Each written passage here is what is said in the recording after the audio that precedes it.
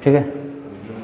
الحمدللہ رب العالمین والصلاة والسلام علی رسول اللہ وعلی آلہ وصحبہ اجمعین ومن تبعہم بإحسان الی یوم الدین. اشہد ان لا الہ الا اللہ وحدہ لا شریک لہ واشہد ان محمدا عبدہ ورسولہ. اما بعد. اخرج الامام مسلم امام بخاری رحمہ اللہ عن بعض اصحاب النبی صلی اللہ علیہ وسلم وهو انس بن مالک رضی اللہ تعالی عنہ قال قال رسول اللہ صلی اللہ علیہ وسلم ان من اشارات الساعة ان يرفع العلم ويثبت الجهل ويشرب الخمر ويظهر الزنا.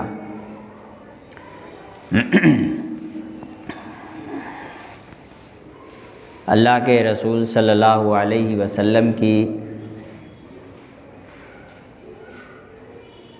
نبوت کی جتنی دلیلیں اللہ رب العالمین نے اس دنیا والوں کے سامنے رکھی ہیں، ان میں سے ایک اللہ کے رسول صلی اللہ علیہ وسلم کی پیشین گوئیاں ہیں.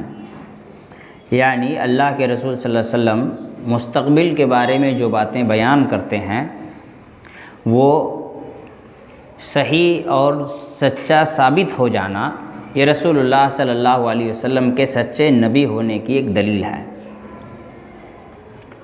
ابھی کچھ دن پہلے بات آئی ہے تو اس کو بتا کر آگے بڑھتے ہیں. ایسے ہی ایک گفتگو ہو رہی تھی تو ایک آدمی نے کہا کہ حدیث پر بھروسہ کرنا چاہیے. کیوں حدیث پہ بھروسہ کرنا چاہیے؟ ہم یہ کیسے مان لیں کہ حدیث جو ہیں سب پروٹیکٹڈ ہیں، محفوظ ہیں؟ کیسے ہم مانیں؟ میں نے کہا کہ جب کوئی آدمی حدیث کا انکار کرتا ہے نا، کوئی بھی آدمی کھڑے ہو کر کہے کہ میں حدیث نہیں مانتا، تو اس آدمی کا پایا جانا اس بات کی دلیل ہے کہ حدیثیں سب محفوظ ہیں. کہا کیسے؟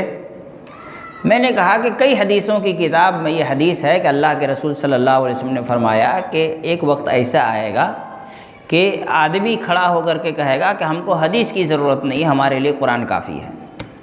اللہ کے رسول صلی اللہ علیہ وسلم نے کہا، اور یہ واقعہ سچا ثابت ہوا کہ ایک آدمی کھڑا ہوتا ہے، وہ کہتا ہے کہ ہمیں حدیث کی ضرورت نہیں ہے.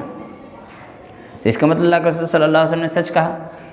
اگر دنیا میں ایک بھی آدمی انکار نہیں کرتا حدیث کا، کوئی آدمی نہیں ہوتا جو انکار کرتا حدیث کا، تو پھر اللہ کے رسول صلی اللہ علیہ وسلم کی حدیث پر شک ہو جاتا کہ جب اللہ کے رسول صلی اللہ علیہ وسلم نے کہا کہ انکار کرنے والے پیدا ہوں گے اور اب تک 1400 سال گزر گئے، کوئی انکار کرنے والا پیدا نہیں ہوا، تو پھر اللہ کے رسول صلی اللہ علیہ وسلم کی پیشین گوئی غلط ثابت ہو گئی، شک ہو جاتا. لیکن کوئی کھڑے ہو کر کہے کہ ہم کو حدیث کی ضرورت نہیں ہے، تو اس کا مطلب اللہ کے رسول صلی اللہ علیہ وسلم کی جو پیشین گوئی ہے وہ سچی ثابت ہوئی. تو حدیثیں محفوظ ہیں، اس کی سب سے بڑی دلیل یہ ہے کہ یہ آدمی میرے سامنے کھڑا ہے جو یہ کہہ رہا ہے کہ ہمیں حدیث کی ضرورت نہیں ہے، اس کا وجود حدیث کے پروٹیکٹڈ ہونے کی، محفوظ ہونے کی دلیل ہے. ویسے ہی اللہ کے رسول صلی اللہ علیہ وسلم نے جتنی پیشین گوئی کی ہے، یعنی جو فیوچر کے بارے میں رسول اللہ صلی اللہ علیہ وسلم نے مستقبل کے بارے میں بیان کیا، بھوشیوانی کی ہے، ان چیزوں کا صحیح اور سچا ثابت ہونا اس بات کی دلیل ہے کہ اللہ کے رسول صلی اللہ علیہ وسلم سچے رسول ہیں، سچے نبی ہیں. اس لیے کہ انسان کو اللہ تعالیٰ نے علم غیب عطا نہیں کی ہے، اور جب انسان کو اللہ نے علم غیب عطا نہیں کی تو کوئی آدمی اس طرح کی باتیں بیان کرے 200 300 400 500 1000 1500 سال کے بعد کیا ہونے والا ہے، تو اس کو کیسے پتہ چلے گا؟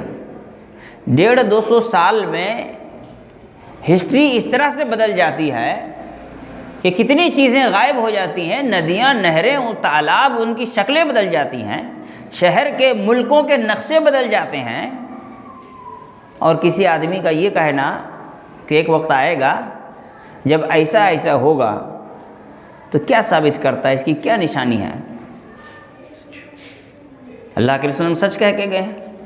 حدیث کے دلیل ہونے کی دلیل کیا کہتے ہیں؟ دلیل کیا ہے؟ حدیث حجت ہے، اس کی دلیل کیا ہے؟ جب ہم منکرین حدیث سے بات کرتے ہیں تو اس میں یہ بھی بتایا جاتا ہے کہ اللہ کے رسول صلی اللہ علیہ وسلم کی باتیں محفوظ ہیں۔ اس کی دلیل یہ ہے کہ رسول اللہ صلی اللہ علیہ وسلم کی ساری پیشین گوئیاں بھوشوانی صحیح ثابت ہو رہی ہیں۔ تو انہی بھوشوانیوں میں سے مستقبل کے بارے میں پیشین گوئی جو کی گئی، مستقبل کے بارے میں ما اخبر النبی صلی اللہ علیہ وسلم عن المستقبل، رسول اللہ صلی اللہ علیہ وسلم نے، اصل مستقبل ہے اس کو مستقبل اردو میں کہتے ہیں، اس مستقبل کے بارے میں جو باتیں بیان کی اس کا صحیح اور سچا ثابت ہونا اس بات کی دلیل ہے کہ رسول اللہ صلی اللہ علیہ وسلم کی حدیثیں محفوظ ہیں، اس پر عمل ہونا چاہیے۔ تو انہی میں سے ایک حصہ قیامت کی نشانیوں سے متعلق ہیں۔ بہت ساری چیزیں ہیں، کچھ چیزیں قیامت کی نشانیوں سے متعلق ہیں، کچھ چیزیں قیامت کی نشانیوں سے متعلق نہیں ہیں۔ تو انہی میں سے جو انسان کو یہ بتلاتا ہے کہ اللہ کے رسول صلی اللہ علیہ وسلم سچے نبی تھے، حدیث پر عمل کرنا چاہیے، ان پیشین گوئی میں سے کچھ پیشین گوئیاں ایسی ہیں جو اللہ کے رسول صلی اللہ علیہ وسلم نے اس طرح کی بتائیں کہ وہ انسان کو بتلائے کہ اب تم قیامت سے قریب ہونا شروع ہو چکے ہو۔ ان قیامت کی نشانیوں پر اگر بات کریں گے تو مختلف حدیثوں میں مختلف نشانیاں ہیں، جیسے دجال کا ذکر ہے، آگ کا نکلنا ہے، سونے کے پہاڑ کا ظاہر ہونا ہے، دابۃ الارض کا ظاہر ہونا ہے، مغرب سے یعنی پشچم کے طرف سے سورج کا نکلنا ہے، وغیرہ وغیرہ۔ لیکن کچھ نشانیاں ایسی ہیں، قیامت کی جو نشانی بیان کی گئی وہ دو طرح کی ہیں۔ کچھ نشانیاں ایسی ہیں جو نیچرل ہیں، قدرتی ہیں، انسان اس کا کچھ نہیں کر سکتا۔ دجال کو روک لے گا ان کو نکلنے سے؟ دجال کو نکلنے سے کوئی روک سکتا ہے؟ سورج کا مغرب سے نکلنا کوئی روک لے گا؟ سونے کے پہاڑ کا ظاہر ہونا کوئی روک لے گا؟ اسی طرح سے دوسری چیزیں، دابۃ الارض کا ظاہر ہونا، عیسیٰ علیہ السلام کا ظاہر ہونا، امام مہدی کا ظاہر ہونا، کوئی روک لے گا؟ لیکن کچھ قیامت کی نشانی ایسی ہیں جس کا انسان کے اپنے ذاتی اعمال سے تعلق رکھتے ہیں، جس سے انسان بچ سکتا ہے، اپنے آپ کو بچا سکتا ہے، اس سے اپنے آپ کو الگ کر سکتا ہے۔ وہ قیامت کی نشانیوں میں سے ایک نشانی، 3 نشانی یا 4 نشانی کا ذکر صحیح بخاری کے اس حدیث میں ہے۔ انس بن مالک رضی اللہ تعالی عنہ خادم رسول یہ کہتے ہیں کہ رسول اللہ صلی اللہ علیہ وسلم نے فرمایا، ان من اشراط الساعہ، یقیناً قیامت کی نشانیوں میں سے ہے۔ کیا ہے قیامت کی نشانیوں میں سے؟ تو کہتے ہیں کہ قیامت کی نشانیوں میں سے یہ ہے کہ ان یرفع العلم، پہلی نشانی کیا ہے؟ علم اٹھا لیا جائے گا۔ ویثبت الجہل، دوسری بات یہ بتائی گئی کہ جہالت قائم ہوگی، ثابت ہوگی۔ یثبت الجہل، جہالت ثابت ہوگی۔ ثابت ہونے کا کیا مطلب ہے جہالت کا؟ جہالت عام ہو جائے گی۔ ابھی اس پر ہم تفصیل سے گفتگو کریں گے۔ اس کے بعد اللہ کے رسول صلی اللہ علیہ وسلم نے فرمایا، وَيُشْرَبَ الْخَمْرُ، لوگ شراب پئیں گے، نشہ کریں گے۔ وَيَظْهَرَ الزِّنَا، اور زنا کاری عام ہو جائے گی۔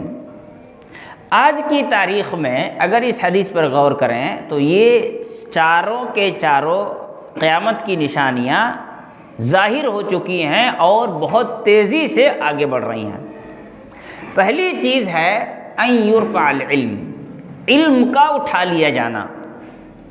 یہاں علم کے اٹھا لیے جانے کا مطلب ہے علوم دینیہ کا اٹھا لیا جانا، ورنہ علم تو بڑھ رہا ہے، سائنس روزانہ ایکسپلور ہو رہا ہے نا۔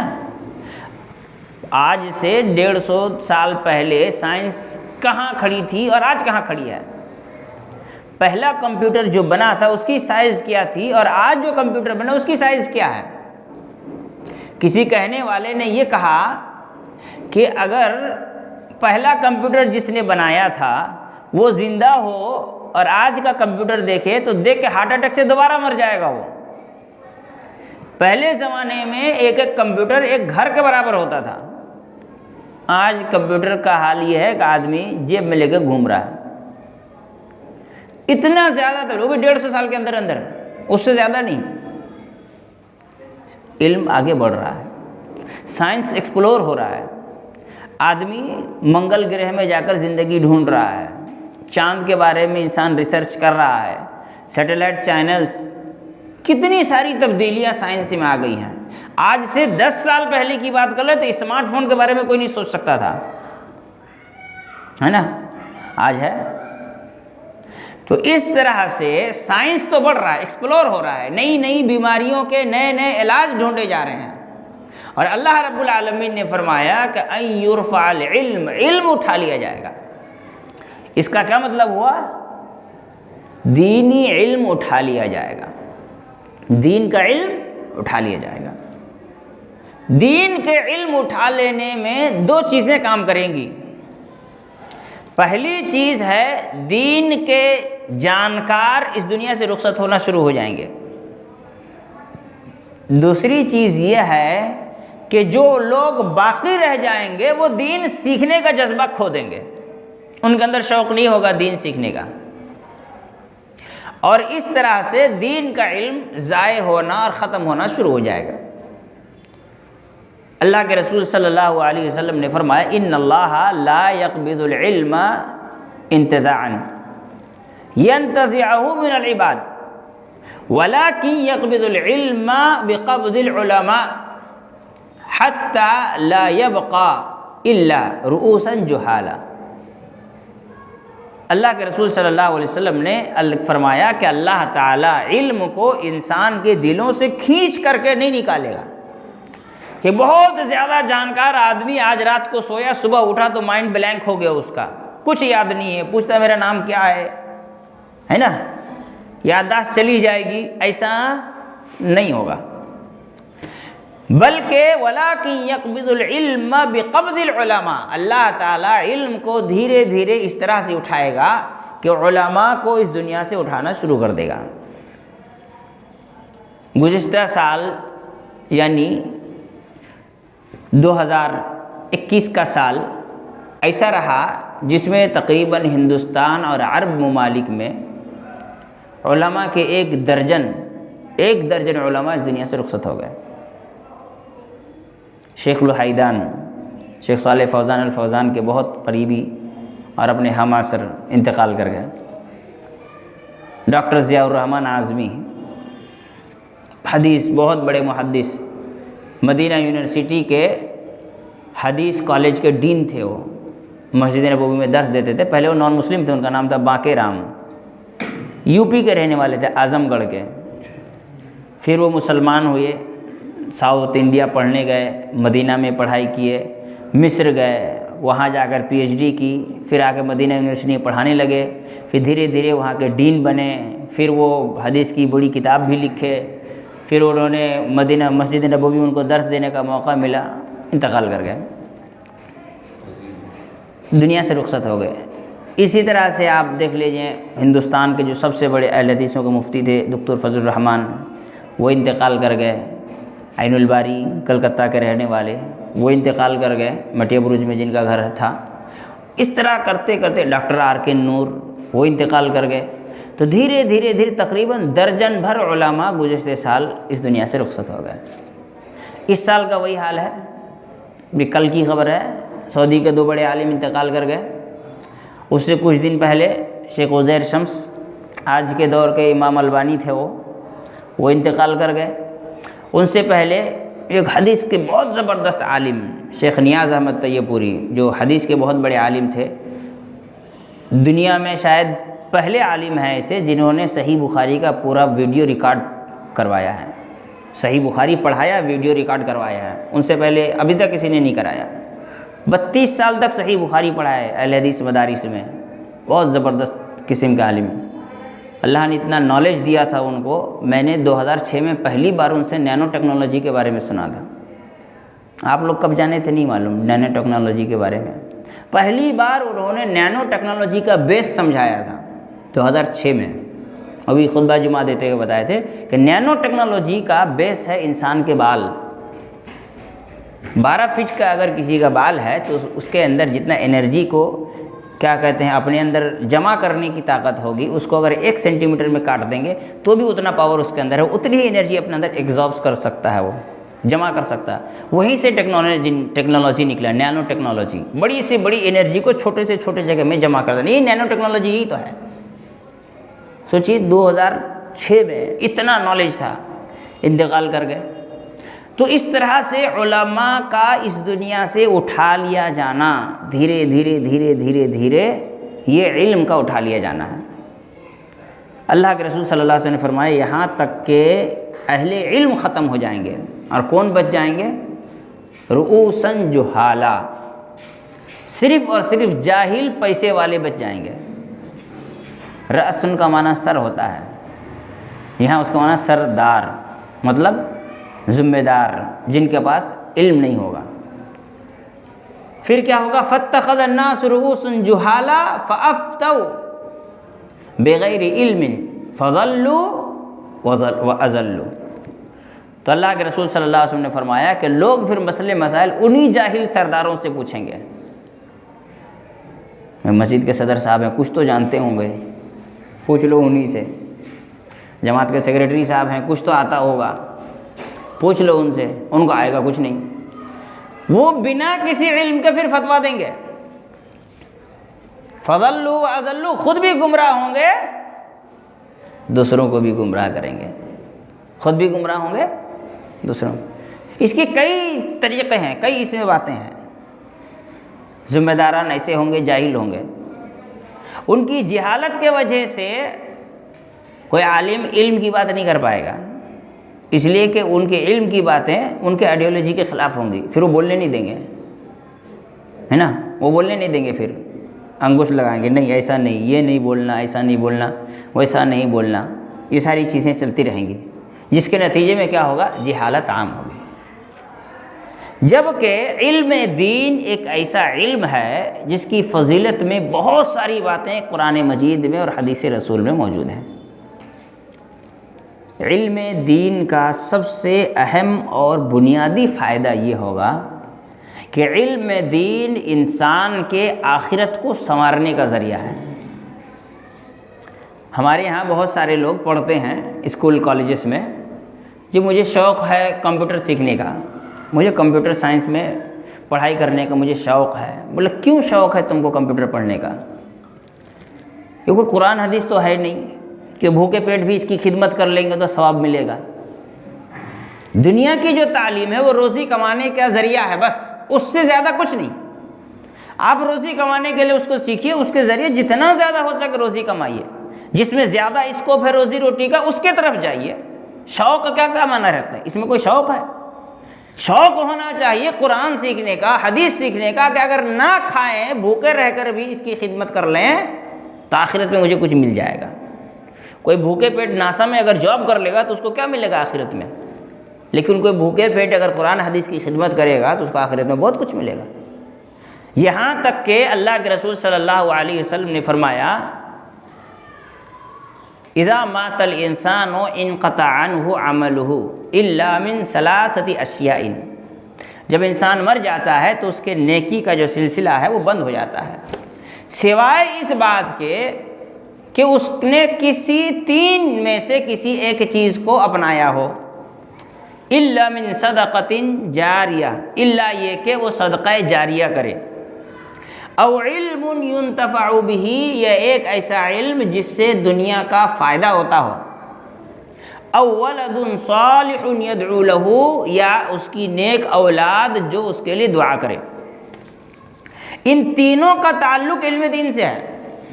صدقہ جاریہ کون کرے گا؟ کون بددین کرے گا؟ جس کا یہاں دین نہ ہو، ایمان نہ ہو، عقیدہ درست نہ ہو، صدقہ جاریہ کر کے کیا کرے گا؟ اس کو کوئی فائدہ ہوگا؟ تو بنیادی طور پر دین کا علم ہوگا تبھی صدقہ جاریہ کرے گا۔ صدقہ جاریہ میں جتنی چیزیں ہیں اس میں سب سے پہلے نمبر پر کیا آتا ہے؟ علم دین کو پھیلانا ہے، یہ اس میں مدد کرنا۔ کوئی قرآن چھپواتا ہے، کوئی کتابیں چھپواتا ہے، لوگوں میں تقسیم کرتا ہے، دعوت و تبلیغ کے کام میں حصہ دار بنتا ہے، یہ صدقہ جاریہ ہے۔ مسجد کی تعمیر ہے، یہ صدقہ جاریہ ہے۔ مدارس کی تعمیر ہے، یہ صدقہ جاریہ ہے۔ تو اس طرح سے انسان کی زندگی میں جو اچھا کام کیا جائے جس کا اس کو بعد میں ثواب ملتا رہے، اس میں بنیادی طور پر پہلے نمبر پر جس کا ذکر ہوا وہ صدقہ جاریہ، وہ بنا علم کے ہو ہی نہیں سکتا۔ او علم ينتفع به، ایسا علم جس سے دنیا کو فائدہ ہو۔ عام طور پر وہ لوگ جو زیادہ سمجھدار بنتے ہیں وہ کہتے ہیں جی علم نافع کا ذکر ہے جس علم سے دنیا کو فائدہ ہو. اسے صرف دین کا علم ضروری نہیں ہے، ہر وہ علم جس سے دنیا کو فائدہ ہو. مجھ کو کوئی بتائے کہ ایٹم بم بنانا جس نے سیکھا اور دنیا کو سکھایا، اس سے دنیا کو کیا فائدہ ہوا آج تک؟ سوائے لوگوں کے خون بہنے کا کچھ ہوا کسی کو فائدہ اس سے؟ نہیں ہوا. بہت ساری بیماریاں اسی ایٹمی کیا کہتے ہیں اس کے وجہ سے، ایٹمی چیزوں کے استعمال کی وجہ سے ہے. گلوبل وارمنگ کا سارا مدار اسی سے ہے. تو اس سے کون سا دنیا کو فائدہ ہوا؟ کوئی فائدہ نہیں ہوا. او علم ينتفع به میں بنیادی طور پر علم دین ہے. دنیاوی جو علوم ہیں اس میں 2-4 چیزیں سمجھیے 95 50 100 میں سے 5% دنیاوی علم آ سکتا ہے. جس نے کسی نے کوئی بیماری یا ادویات کا کیا کہتے ہیں کھوج کر لی، وہ ایک اچھا علم ہے.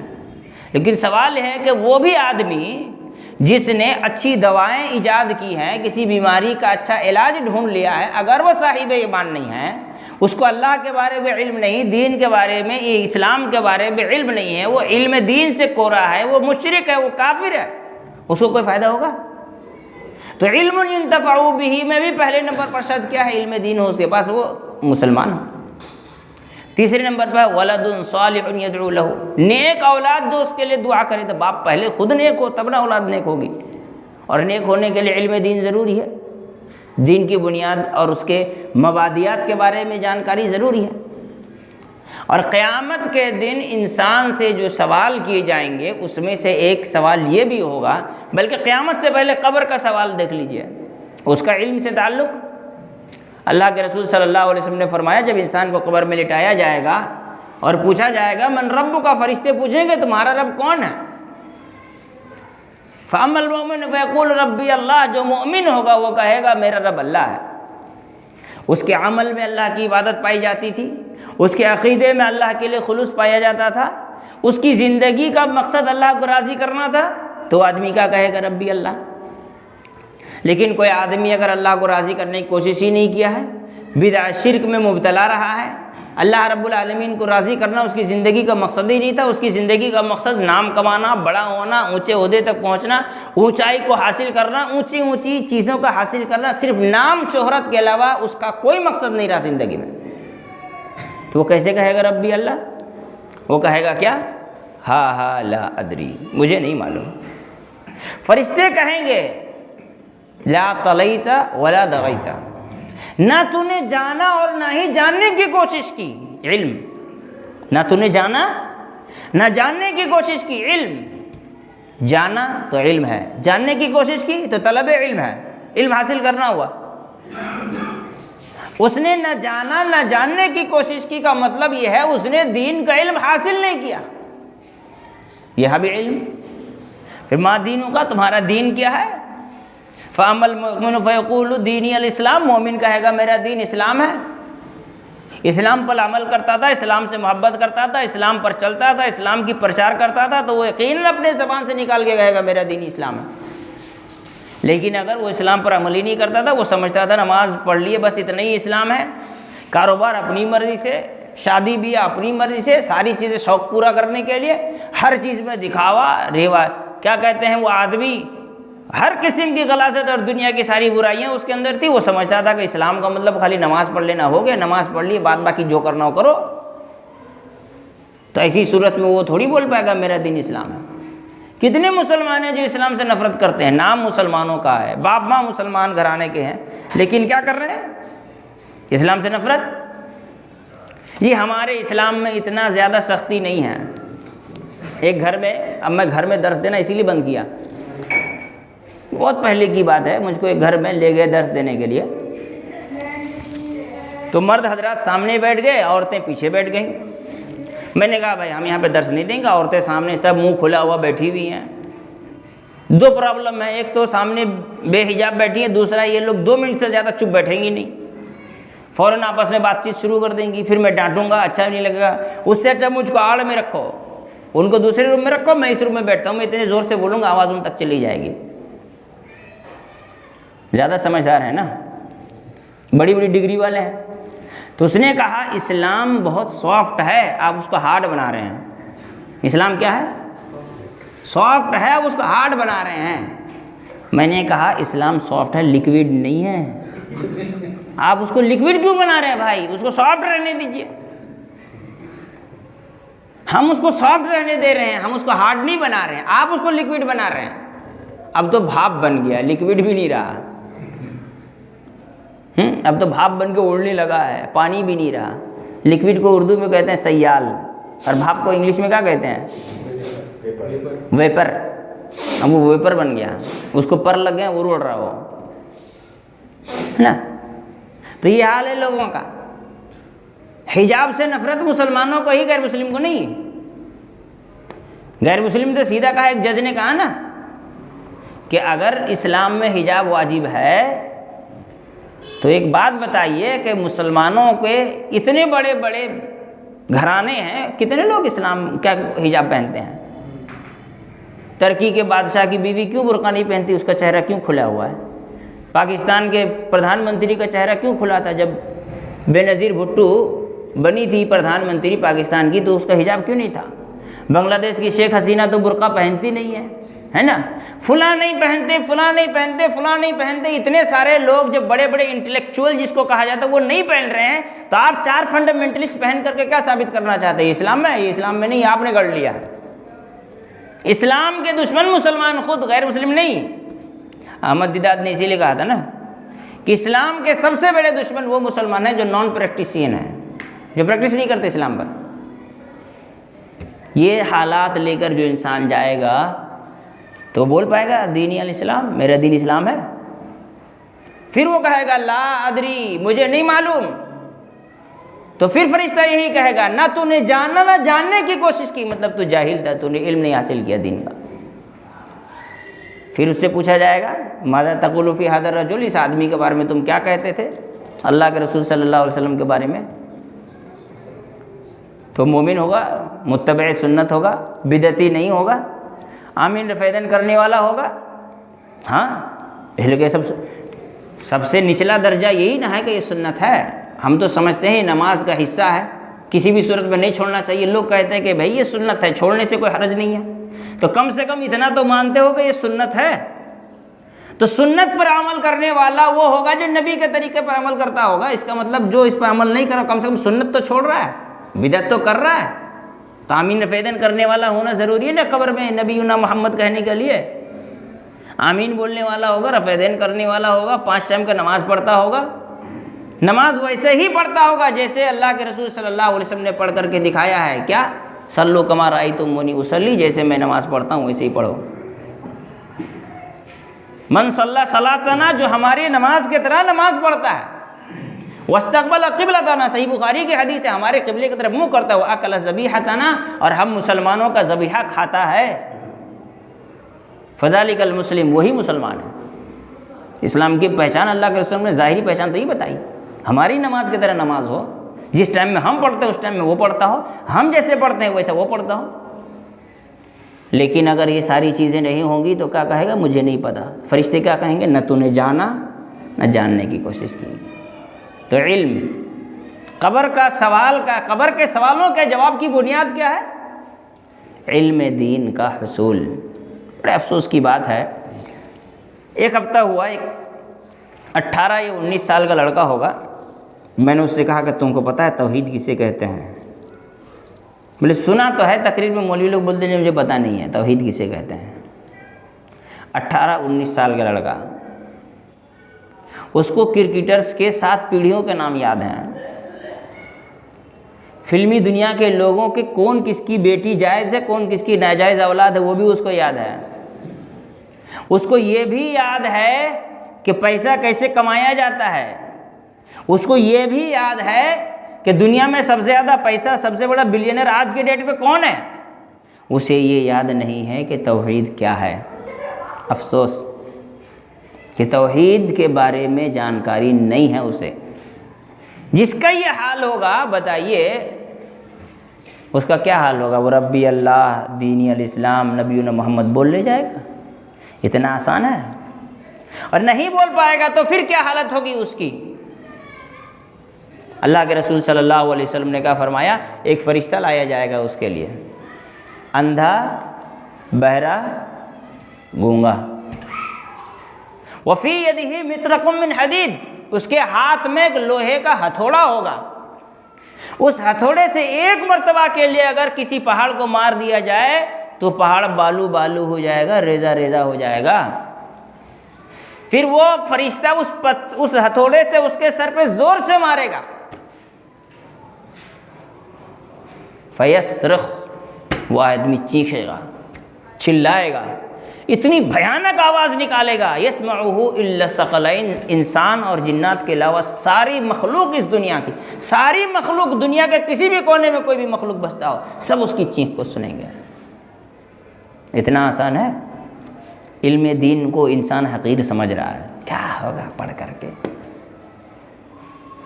بھئی ہم تھوڑی کہتے ہیں کہ سب لوگ مولانا بن جاؤ، بھئی اپنا بنیادی عقیدہ تو سیکھو، عبادت کے بارے میں تو جانکاری لو۔ 95% مسلمانوں کو اگر کھڑا کر کے پوچھا جائے، 5 وقت کے نمازی، 40-50 سال سے نماز پڑھنے والے، تو 10 چھوڑ کر 11واں دعا اسے نماز کا نہیں آتا۔ رکوع کی دعا، سجدے کی دعا، 2 سجدے کے درمیان کی دعا، رکوع سے اٹھنے کے بعد کی دعا، دعائے ثنا اور تشہد کی 4 دعائیں یا تو 3 دعائیں، وہ بھی الفاظ کس طرح بولے گا پتہ نہیں۔ اگر جوڑا جائے کہ عربی کے حروف تہجی، الفابیٹس، الف با تا سا، الف سے یا تک پوچھ لیا جائے تو 80% مسلمان صحیح طریقے سے اس کو اپنی زبان سے ادا نہیں کر سکتے ہیں۔ 80% اس کا کہتے ہیں کہ اللہ کی مدد نہیں آ رہی، ہم مار کھا رہے ہیں۔ 80% آبادی۔ آج ہی میں ایک ہسٹری کی کتاب پڑھ رہا تھا، تو اس میں میں نے پڑھا کہ جب ہندوستان میں اسلام آیا تو اس کے ابتدائی دور سے اسلام گزر رہا تھا ہندوستان میں، تو اس وقت لوگوں کی حالت کیا تھی؟ سندھ کے چرواہے عربی میں بات کرتے تھے، سندھ کے چرواہے عربی میں بات کرتے تھے، جو بھینس بکری چراتے تھے نا، وہ بھی عربی سیکھ رکھے تھے۔ تبھی نا اسلام کی حکومت قائم ہوئی تھی ہندوستان میں۔ یہ محمد بن تغلق کے زمانے کا واقعہ کی بات کر رہا ہوں۔ غوری کیا کہتے ہیں غزنوی سرکار ختم ہونے کے بعد جب تغلق کی سرکار قائم ہوئی، اس زمانے میں ہندوستان میں محمد بن تغلق اہل حدیث تھا، ہندوستان میں بہت زیادہ دن ٹکا نہیں، بیچارے کو مار دیے تھے لوگ۔ یہی سب وہی خانقاہی اور مزار پرست لوگ ہی مارے تھے ان کو، قبروں سے نکل کر کے، قبر کی پوجا کر رہے تھے نا، وہ نکل کر کے سازش کر کے مارے تھے ان کو۔ ان کا وزیر کو پہلے مار دیے، وہ مر گیا تو اس کے بعد ختم ہو گیا۔ اس زمانے میں اسلام کی کیا اشاعت ہوئی تھی، اس کی کچھ تفصیل انشاءاللہ اس جمعہ کو آئے گی تانتی باغ میں، اس لیے کہ ابھی ٹاپک وہی چل رہا ہے، ہندوستان میں اہل حدیث کی تاریخ اہل حدیث ہندوستان کی۔ سندھ کے چرواہے عربی بولتے تھے، سندھ کے چرواہے، سوچئے عربی بولتے تھے، لوگوں نے سیکھا تھا، دین کا وہ علم حاصل کیا تھا، تب جا کر یہاں اسلام کی حکومت قائم ہوئی تھی، اور اسی کا برکت تھا کہ ہندوستان سونے کی چڑیا کہلاتی تھی۔ لیکن جب وہ سب بھول گئے، A for apple, D for dog جب سیکھا تو یہ حالت ہوا ہے کہ ابھی اگر میں بولتا ہوں چیلنج کے 100 آدمی کو کھڑا کر کے الف با پوچھ لو، 80 لوگ ایسے ہوں گے جو صحیح سے دال اور ضاد اور جیم اور زا میں فرق نہیں کر پائیں گے۔ سبحان ربی الاعلیٰ کو سبحان ربی الاعلیٰ پڑھے گا، سبحان ربی العظیم کو سبحان ربی العظیم پڑھے گا۔ عظیم اور عظیم میں فرق ہوتا ہے، کتنے لوگ تو عظیم ہی پڑھتے ہوں گے۔ یہ علم دین نہیں سیکھنے کا نتیجہ ہے۔ اللہ کے رسول صلی اللہ علیہ وسلم نے کہا کہ قیامت کی نشانیوں میں سے ایک یہ ہے کہ علم اٹھا لیا جائے گا۔ دوسری بات وَيَثْبُتَ الْجَهْلُ، جہالت ثابت ہوگی، مطلب لوگ جہالت چھوڑنے کو تیار نہیں ہوں گے، وہ جاہل رہنا ہی میں ان کو اچھا لگے گا، وقت نہیں ملے گا کہ دین کا علم حاصل کر سکیں۔ دینی علم سیکھنے سے بھاگیں گے لوگ، بیٹھ کر کے گھنٹوں کرکٹ کی کامنٹری اور کرکٹ میچ دیکھیں گے، IPL دیکھیں گے، دنیا بھر کی ساری چیزیں وہ سیکھیں گے۔ اگر نہیں سیکھیں گے تو قرآن اور حدیث نہیں سیکھیں گے۔ مسلمانوں کی بڑی آبادی، اس کو کارل مارکس کو پڑھنے کا ٹائم ہوگا، لینن کے بارے میں پڑھنے کا ٹائم ہوگا، اس کو ہندوستان کے دوسرے لوگوں کے بارے میں جاننے کا شوق ہوگا، اسے یہ جاننے کا شوق ہوگا کون کتنا کما رہا ہے، کون کتنا خرچ کر رہا ہے، کس نے چائے کتنے روپے کی پی ہے، کس نے کس برانڈ کا کپڑا پہنا ہے، یہ سب جاننے کا شوق ہوگا، سرچ کر کے ڈھونڈ کر کے اس کے بارے میں نالج لے گا۔ لیکن وَيَثْبُتَ الْجَهْلَ، اگر اسے نہیں معلوم ہوگا تو قرآن سیکھنے کا شوق نہیں ہوگا۔ پڑھا لکھا انجینئر آدمی ملا مجھ سے، انجینئر آدمی، میں نے کہا کہ قرآن صحیح سے پڑھنا چاہیے گا، وہ تو عالم لوگوں کا کام ہے، ہم تھوڑی عالموں کی طرح پڑھ سکتے ہیں۔ تو پھر کہو کہ جنت بھی عالموں کے لیے، ہم تھوڑی جنت جانا چاہتے ہیں۔ اس لیے کہ جنت میں جب انسان جائے گا تو کہا جائے گا اقرأ ورتق ورتل کما کنت ترتل فی الدنیا۔ کیا کہا جائے گا؟ 4 جملے ہیں، کوئی عربی جانتا ہو تو اس کا مطلب سمجھے گا۔ اقرأ پڑھو، ورتق چڑھو، ورتل ترتیل سے پڑھو۔ ترتیل کا مطلب ہوتا ہے ہر حرف کو ویسے ہی ادا کرنا جیسا اللہ تعالیٰ نے اس کو ادا کرنے کا حکم دیا، اور ان جگہ پر کھینچنا جہاں کھینچنے کا حکم ہے، جہاں کھینچنا منع ہے وہاں نہ کھینچنا، جہاں اسٹاپ رکنا ہے وہیں رکنا، کہیں دوسری جگہ نہ رکنا۔ اس کو تعریف جب ترتیل کا کیا جاتا ہے تو کہتے ہیں مخارج حروف، یعنی الفابیٹس کی صحیح ادائیگی، وہ اماکن وقوف، کہاں کہاں ٹھہرنا ہے اور کہاں نہیں ٹھہرنا ہے، اس کی رعایت کرتے ہوئے جو قرآن تلاوت کرتا ہے اس کو ترتیل کہتے ہیں۔ دنیا میں کبھی زندگی میں ترتیل سے پڑھا ہی نہیں ہے تو وہ وہاں پہ کیا ترتیل سے پڑھے گا؟ ورتل کما کنت ترتل فی الدنیا، جس طرح تو دنیا ترتیل کے ساتھ پڑھتا تھا، پورے پرفیکٹ انداز سے قرآن کی تلاوت کرتا تھا۔ جیم ذال ضاد ضا اور ضا، ان 5 حرفوں میں فرق ہوتا تھا۔ ہا اور ہا میں فرق کرتا تھا، سین اور صاد میں فرق کرتا تھا، شین میں فرق کرتا تھا، دال تا طا ان میں فرق کرنا سیکھا تھا۔ اعوذ باللہ من الشیطان الرجیم، بسم اللہ الرحمن الرحیم پڑھنے والے لوگ ورتل کما کنت ترتل فی الدنیا کا جب حکم ہوگا تو وہیں کھڑا رہ جائے گا، آگے ہی نہیں بڑھ پائے گا، اس لیے کہ اس نے زندگی میں کبھی ترتیل سے پڑھا ہی نہیں ہے۔ جہالت ثابت ہو جائے گی، انسان کے جوڑ میں جہالت گھس جائے گی۔ رکوع، سجدہ، تشہد، اس کی دعائیں۔ ایک لڑکے کے پیچھے 3 سال سے پڑھا ہوں، آیت الکرسی نہیں یاد کرا سکا میں، 3 سال ہو گئے اس کو آیت الکرسی نہیں یاد کرا سکا۔ ہاں ٹھیک ہے پڑھ لوں گا، ہاں ٹھیک ہے سنا لوں گا۔ ایک WBCS آفیسر ہے، اسے کہا آیت الکرسی سناؤ تو غلطی کی، 1 ہفتے بعد کہا پھر سناؤ، پھر غلطی کی، اس کا بولے ہم لوگ سے نہیں ہوگا مولوی صاحب، وہ آپ لوگ پڑھ لیجئے۔ WBCS کر لیا ہے، سرکاری نوکری لی ہے، فنانس ڈپارٹمنٹ میں جاب کرتا ہے، اس کو سب پتہ ہے کہ ٹیکس کیسے جوڑا جاتا ہے، کیسے کاٹا جاتا ہے، انٹرسٹ ریٹ کا کیا سسٹم ہے، کیسے چڑھے گا کیسے اترے گا، اسے آیت الکرسی نہیں پتہ ہے، جو قرآن مجید کی سب سے عظیم آیت ہے۔ پھر آگے اللہ کے رسول صلی اللہ علیہ وسلم نے فرمایا وَيُشْرَبُ الْخَمْرُ، شراب پیا جائے گا، دھڑلے سے لوگ شراب پئیں گے۔ مسلمان محلے کے کتنے بچے شراب پی کے رات کو بواتے پھرتے ہیں۔ نشہ خوری عام ہو جائے گی، نشہ عام، لوگوں کو برا نہیں لگے گا۔ کل مسکرین خمر و کل مسکرین حرام، ہر وہ چیز جس میں نشہ ہے وہ شراب ہے۔ مولوی لوگ نماز پڑھ کے باہر نکلیں گے ایسے، یہاں پہ کیا بولتے اس کو، ناڑی، پیجامے کی ناڑی سے نکالیں گے، کھینی رگڑنا شروع کر دیں گے مسجد کے گیٹ میں کھڑے ہو کر کے، اور جب کوئی سلام کریں گے تو ایسے ایسے ہاتھ پوچھ لیں گے، سر ایسے ہاتھ ملائیں گے، پھر ایسے ہاتھ جوڑ دیں گے۔ مولویوں کا حال ہوگا یہ دھولا گڑھ جانتے ہو؟ دھولا گڑھ یہ دیگھا والے روٹ میں پڑتا ہے، وہیں پہ ایک جگہ چنیر ماٹ بنگلہ سائڈ ہے، وہاں تقریر کرنے گیا تھا۔ مولانا صاحب تو گٹکا چبا رہے ہیں اور تقریر کر رہے ہیں، گٹکا چباتے ہوئے تقریر کر رہے ہیں، برا ہی نہیں لگ رہا ہے۔ کتنی مسجدیں ہیں، چلے جاؤ مولوی لوگ کے روم میں، پان کی پک سے بھرا پڑا ہے، مسجد میں بیٹھ کے وہ کھینی رگڑ رہا ہے، تمباکو کھا رہا ہے، گٹکا کھا رہا ہے، تھوک کے غسل خانہ اور پیخانہ گندا کر کے رکھا ہے، مسجد کا غسل خانہ پیخانہ تھوک کے گندا کر کے رکھا ہے، اس کی دیواریں گندی ہو گئی ہے۔ یہ مسلمان ہیں جن کو کہا گیا الطہور شطر الایمان، صفائی آدھا ایمان ہے، وہ گندگی چبا رہا ہے، روزہ رکھ کے گل رگڑ رہا ہے مسجد کے وضو خانے میں بیٹھ کر کے، سگریٹ، کھینی، گٹکا، تمباکو، نیا چلا ہے حکا، حکا نیا چلا ہے آج کل کا نیا فیشن، اور باپ ماں کو بالکل برا نہیں لگتا، کچھ فرق نہیں پڑتا، چل رہا ہے تو چل رہا ہے۔ اس لیے کہ اللہ کے رسول صلی اللہ علیہ وسلم نے فرمایا ایک وقت آئے گا جب شراب عام ہوگا، وَيُسَمُّونَ بِغَيْرِ اسْمِهِ، شراب کو شراب کے نام سے نہیں پئیں گے، اس کا نام بدل دیں گے، اس کا بعد پئیں گے۔ کتنے شراب میں وائن لکھا رہتا ہے، سب کا نام بدل گیا ہے، آدمی پی رہا ہے۔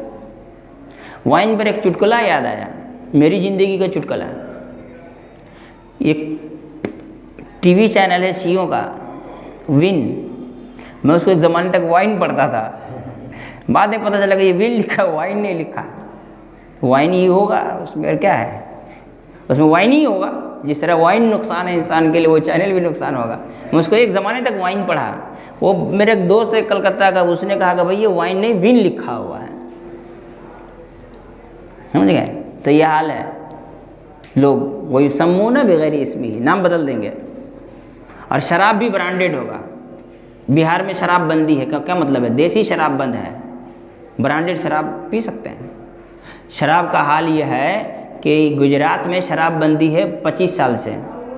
کل نیوز چینل میں ایک آدمی گھس گیا، اس سے سوال پوچھا گیا تو شراب پی کے الٹا پلٹا بک رہا ہے، تو اینکر نے کہا لو گجرات ماڈل یہی ہے جہاں لوگ شراب پی کر اسٹوڈیو میں گھس گئے بات کرنے کے لیے، اور اس سے زیادہ برا حال کیا ہوگا؟ شراب پی کر کے آدمی مست، ایکسیڈنٹ، لڑائی جھگڑے، ماں کو پیٹ رہا ہے، باپ کو گالیاں دے رہا ہے، شراب کو کیا کہ ام الخبائث، ساری مصیبت کی جڑ، آدمی پی رہا ہے پھر جو منتخب کر رہا ہے۔ اور پھر آخر میں اللہ کے رسول صلی اللہ علیہ وسلم نے کیا فرمایا؟ وَيَظْهَرَ الزِّنَا، زنا عام ہوگا۔ اللہ کے رسول صلی اللہ علیہ وسلم نے کیا کہا؟ اللہ کے رسول صلی اللہ علیہ وسلم نے فرمایا کسی مرد کا کسی عورت کو ہاتھ لگانا اتنا بھاری ہے کہ اگر مرد اپنے اوپر لوہے کی کیل ٹھنکوا لے تو یہ اس کے لیے آسان ہے، اتنا خطرناک جرم ہے۔ ہاتھ پکڑ کے لڑکے لڑکیاں روڈ میں ایسے گھوم رہی ہیں، ایسا لگ رہا ہے جیسے کہ وہ کوئی تھیلی ہاتھ میں لے کے جا رہا ہو، ہے نا، سبزی کا بیگ ہاتھ میں، تھیلی ہاتھ میں لے کے جا رہا ہو، تو جیسے کوئی فکر نہیں ہے، وہی حال ہے۔ وَيَظْهَرَ الزِّنَا، زنا عام ہے، بار، ریسٹورنٹ، آدمی جا رہا ہے، زنا کاری عام ہے، لوگ دیکھ رہا ہے، موبائل انٹرنیٹ چالو کیا زنا دیکھ رہا ہے نا، اسکول کالجز میں کیا حال ہے؟ دھڑلے سے آدمی کہتا ہے کہ ٹھیک ہے کوئی بات نہیں، اب کیا کر سکتے ہیں، ہے نا، کیا کر سکتے ہیں، کہ اس کا مطلب ایسے لگتا ہے کہ زنا کے علاوہ دنیا میں اس کے پاس کوئی راستہ نہیں، کہ ابھی اگر وہ زنا نہیں کرتا تو اس کا کوئی گردن دبا کے مار دیتا، عمر ہی جاتا۔ وَيَظْهَرَ الزِّنَا، زنا عام ہو جائے گا، اس قدر زنا عام ہوگا، اس قدر زنا عام ہوگا کہ اس کو جسٹیفائی کیا جائے گا، یہی تو ہوا زنا کا ظاہر ہونا، اس کو جسٹیفائی کیا جائے گا زنا کو مسلمانوں کے ذریعے۔ پاکستان اسلامی ملک کے نام سے بنایا گیا، وہاں بھی زنا کے اڈوں کو لائسنس دیا جاتا ہے سرکار کی طرف سے، سرٹیفائیڈ زانی۔ بنگلہ دیش سرٹیفائیڈ زانی، انہیں گورنمنٹ لائسنس دیتی ہے، کا مطلب کہتی ہے کہ اب تم زنا کر سکتے ہو، شراب کھانے اور زنا کے اڈے کھلے ہوئے ہیں، ہر جگہ چل رہا ہے، اس کو جسٹیفائی کیا جائے گا۔ کس طرح سے؟ زنا کرنا انسان کا فنڈامنٹل رائٹ بن جائے گا، بنا ہے نا انسان کا فنڈامنٹل رائٹ زنا کرنا، اب تو اس سے بھی آگے چلے گئے ہیں۔ انگلینڈ، امریکہ میں یہ قانون بنا دیا گیا ہے کہ کوئی آدمی اپنی بیوی کو اگر اس کے کسی دوست کے ساتھ زنا کرنا چاہے تو روک نہیں سکتا ہے۔ زنا کرنا زنا نہ ہوا، یوں ہاتھ ملانے کی طرح ہو گیا آدمی کے لیے، ہے نا، وہ بولتے ہیں ہاتھ میں ہاتھ ملتا ہے تو کیا ہے، باڈی کے 2 پارٹس ٹچ ہوتے ہیں، اسے زنا کرتا ہے تو باڈی کے 2 پارٹس ٹچ ہوتے ہیں، اس میں کون سی بڑی بات ہے؟ زنا کرنا انسان کا فنڈامنٹل رائٹ ہوا۔ 2013 میں پارلیمنٹ میں ہومو سیکسولیٹی پر بات ہوئی تو ایک مہان آدمی کھڑا ہو کر کہتا ہے کہ یہ میرا فنڈامنٹل رائٹ ہے، اب اس کو گالی دے کے نہ دے، اس کا فنڈامنٹل رائٹ ہے۔ ایسا لگ رہا ہے جیسے اس کو سانس لینے سے روک دیا گیا، اس کو پانی پینے سے روک دیا گیا۔ زنا کو جسٹیفائی کیا جائے گا۔ اگر کوئی آدمی کھڑے ہو کر کہے کہ ہمارے اس سماج میں بار کنسپٹ کیا کہتے ہیں، باریں جتنی بار ہیں وہ سارے کے سارے بند ہو جانا چاہیے، تو ہیومن رائٹ کمیشن کا آدمی آ کے کھڑے ہو جائیں گے۔ کس کے؟ ہیومن رائٹ کمیشن کا آدمی، وہ جو کسی انسان کے مرنے پر بات نہیں کرتے، وہ اس بات پر آ کے گیان جھاڑیں گے کہ نہیں یہ تو ان کے فنڈامنٹل رائٹس ہیں۔ نام رکھا گیا زانی کا سیکس ورکر، وہ اب جاب ہو گیا، ایک طرح سے امپلائمنٹ ہے، وہ ایک طرح سے کیا ہو گیا؟ امپلائمنٹ ہو گیا۔ اس کے پیچھے سب سے بڑا کانسیپٹ کیا ہے جانتے ہو؟ لڑکا لڑکی برابر ہے۔ کیا ہے؟ لڑکا لڑکی برابر ہے۔ اگر لڑکا لڑکی برابر ہے تو لڑکی کو آزادی ہے، تو اس کے لیے کیا کرے؟ تو اگر لڑکی لڑکا برابر ہے، اس کو آزادی ہے، تو اس کو گھر کے باہر جانے کی پرمیشن ہونی چاہیے، اس کو بھی جاب کرنے کا پرمیشن ہونا چاہیے۔ وہ عورتیں جو جاب کرتی ہیں، آفس میں سیکرٹری کا کام کرتی ہیں، وہ شوہر کو ایک گلاس پانی لا کے نہیں دینا چاہتی ہیں، ہم تمہارے غلام ہیں، اور آفس میں جا کے وہی لڑکی اپنے باس کو رجھانے میں لگی رہتی ہے تاکہ پروموشن مل جائے، اس کو پانی لا کر دے گی، اس کے جوتے لا کر کے دے گی، اس کے سگریٹ لا کر کے دے گی۔ یعنی جو اپنے شوہر کی خدمت کرنے کو بے عزتی سمجھتی ہیں، وہ دوسروں کے شوہر کے پاس جا کے اس کا بستر گرم کرنے کو وہ کیا سمجھتی ہیں؟ امپلائمنٹ سمجھتی ہیں۔ میں نے ایک دن کہا تھا کہ جو آئی ٹی سیکٹر میں جو لڑکیاں کام کرتی ہیں نا، وہ مردوں کے برابر تنخواہ مانگ لے اور پورے کپڑے پہن لے تو کل ہو کر کے 99% لڑکیوں کے جاب چھوٹ جائیں گے۔ مرد عورت برابر کہتے ہیں نا، تو مردوں کے برابر تنخواہ لو۔ مرد اگر 12,000 تنخواہ لیتا ہے نا، تو وہ 8,000 میں جاب کرنے کو تیار ہے، 8,000 میں جاب کرنے کو تیار ہے۔ اب دیکھیں گے بڑے بڑے آفسوں میں ریسیپشن میں لڑکیوں کو بٹھا کر کے رکھا ہے، کیونکہ لڑکا وہ کام کرنا ہی نہیں چاہتا کہ ہم ریسیپشن میں بیٹھیں گے، اتنا پڑھ لکھ کر کے ہم ایم اے کر کے ریسیپشن میں بیٹھیں گے، ہم نہیں بیٹھیں گے، بھلے بے روزگار رہیں لیکن ریسیپشن میں ہم نہیں بیٹھیں گے۔ یہی نا حال ہے، لڑکیاں جاتی ہیں، وہ بھی ایم اے کر کے چلی جاتی ہیں، ریسیپشن میں بیٹھی رہتی ہیں۔ مرد جو کام نہیں کرنا چاہتا تو برابری میں ہو تو مرد جس نوکری کو ٹھکرا دے تم بھی ٹھکرا دو، یہ نہیں کرتی ہیں۔ دوسرا یہ ہے کہ وہ لباس چھوٹے پہن کر آتی ہیں تاکہ باس خوش رہے۔ اگر پورا کپڑا پہن لے نا تو کل ہی نکال دیں گے، بولیں گے نہ کم پیسہ لے رہی ہو، نہ ہمارے آنکھ کو کوئی فائدہ ہو رہا ہے، ایک ای میل میں 4 جگہ تم اسپیلنگ مسٹیک کر رہے ہو، تم کو رکھ کے فائدہ کیا؟ ہم لڑکوں کو نہیں رکھ لیں اسی پیسے سے۔